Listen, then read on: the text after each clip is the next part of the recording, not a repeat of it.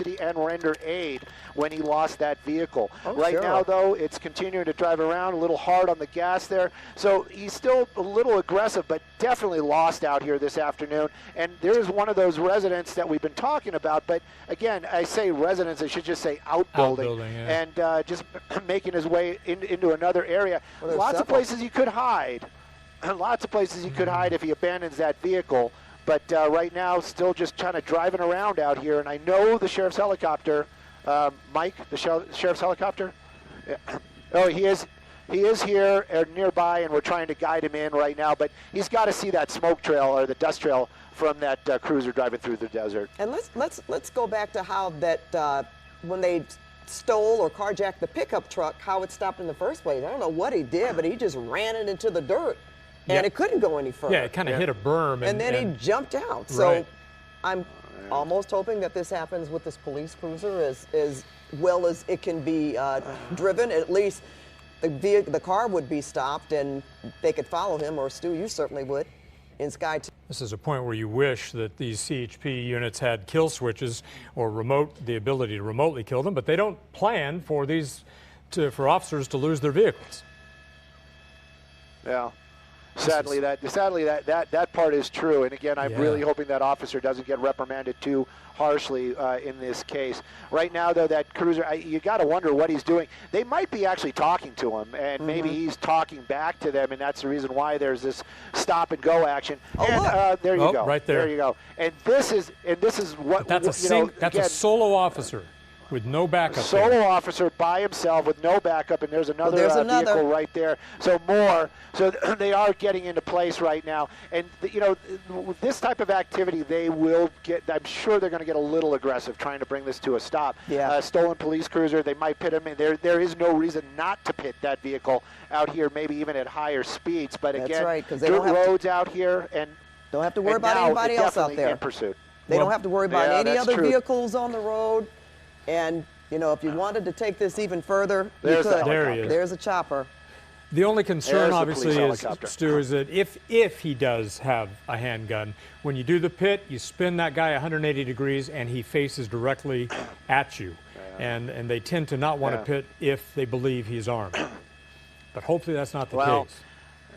Yeah, hopefully that's not the case. And I just see some fencing right there, and I just don't want anybody else to get involved. Looks like he's making a turn, but he's staying away from that residence. Continuing on, again, the speed's really not that fast. Dirt roads out here, it's probably very bumpy, even though it looks like it's not. More officers joining the chase right now. Yeah, they're going to pin him in. They're going to pin this guy in and bring this thing to an end. Either that or he's going to get stuck. Looks like that road right there at least kind of maintained. Looks like it's been plowed recently. So made his way back onto that road right there. That's going to be Aqueduct. And now still working his way out here on these dirt roads. But the officers, they're starting to close in. Another one actually getting out of his way. Yeah. So he's going there pretty might fast. be some more information. There might be some more information here than we are all privy to.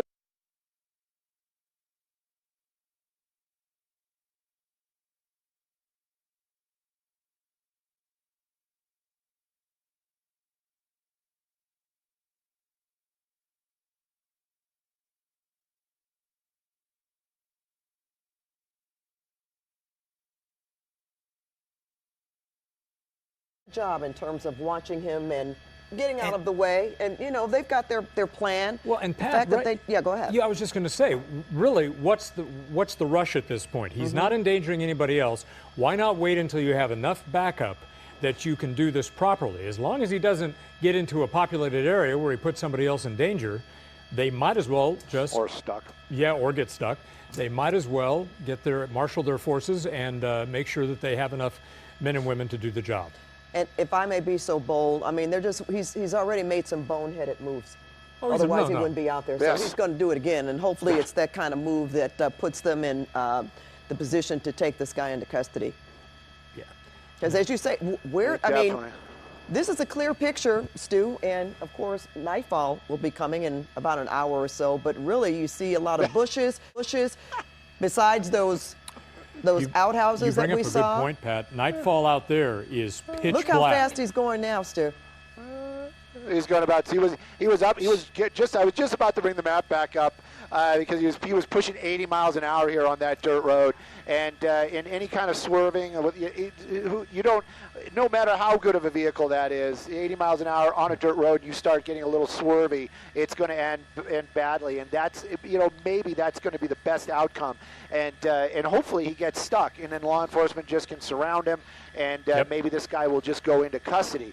But right now, I can tell you we're going about 60 miles an hour out here on this dirt road, 140th, and it looks, just kind of looking out the window, it looks as though we're going back south again. So we're heading back towards, away from Tehachapi, let's just say it like that.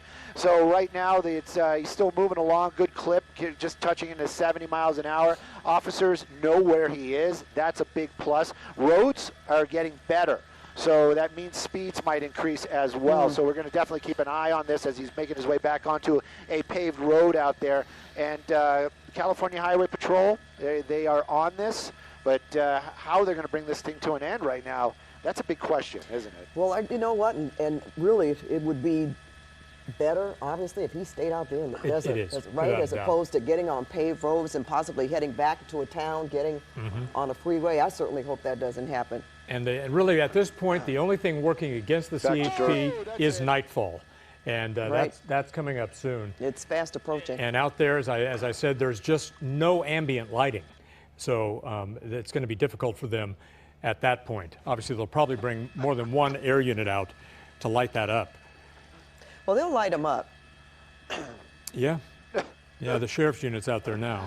And even if he doesn't get out the vehicle, then he's just going to be driving around in circles in the desert, and they're certainly going to have light on him. Well, I got to tell you, I was blessed to be inside one of those newer vehicles, and there's a lot of tech inside that car. I got to tell you that. There's actually voice commands and a bunch of stuff, and I really kind of wonder if they wish if they did, they probably would have used it already, a way to disable that vehicle. Where it is, I'm sure they know. That they definitely know. Another officer at this intersection.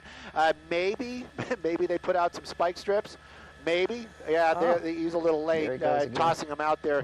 So he's just going to drive off into the dirt, back to that four-wheel and stuff. And every time he does that, I'm thinking this is where he's going to get that thing stuck. But he's been lucky every time. A little bit of a dip right there, and that's it. That's it right there. And there you go, officers. Look at that. Look at that. Right out of the car. You're done. And onto the ground. That's You're done. Fastest surrender I've ever seen. Boneheaded move. Yes.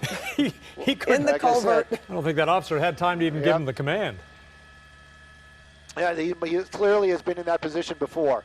So out of the car, on the ground, spread eagle, one officer. I'm sure they're going to have to wait at least for another officer to make their way over there. There they are. And, of course, this is an armed suspect, so they're going to be very careful about taking him into custody. But, you know, it might not have been that spectacular ending that some people at home, and God bless them all for wanting to see it, but definitely the ending we wanted to see.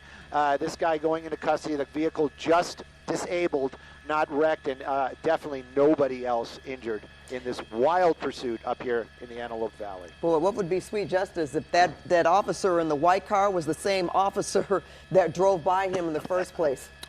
Yeah, exactly. That would be.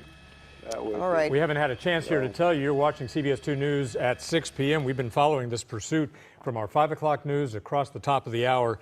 And, Pat, this has been one for the records. That's for sure. You know, in all of this, I'm sure that the woman who jumped out of the vehicle first, or who ran with him and actually stopped and they apprehended, she must be in one of those cruisers there. We haven't seen since that happened about, a half hour ago. Well, and the driver, the suspect, abandoned her in the desert, so he's not going to get any help from her.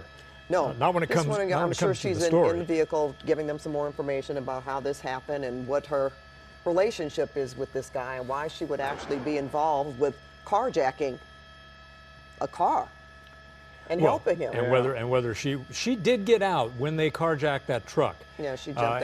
And so there was a little complicity there. However, guys, I mean, we've seen that before, where a person against their will. Don't know that for sure, but it certainly looked that way when they both jumped out of the vehicle.